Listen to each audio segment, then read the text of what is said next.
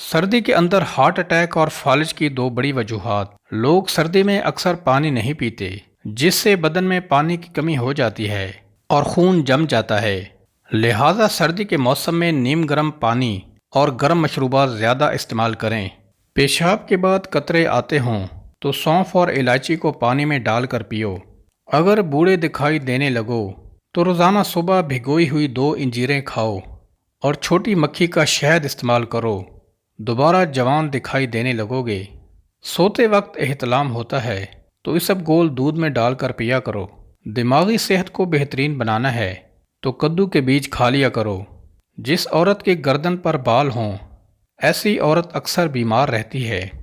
جس عورت کے کان کے پیچھے زیادہ بال ہوں ایسی عورت بدقسمت ہوتی ہے۔ جس عورت کی ٹانگوں پر زیادہ بال ہوں ایسی عورت بیٹی جنم دیتی ہے۔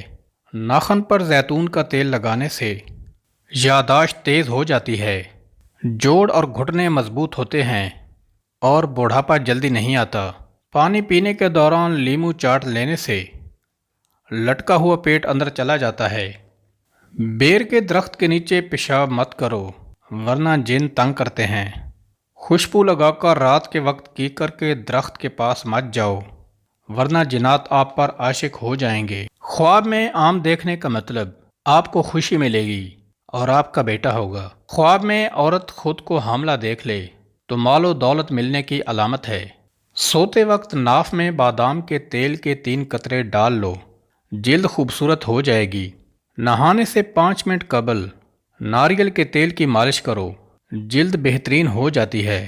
روزانہ شام 60 گرام میتھی دانہ پیس کر پانی میں بھگو دو اور 12 گھنٹے بعد چھان کر پی لو۔ 2 مہینوں میں شوگر کنٹرول ہو جائے گی۔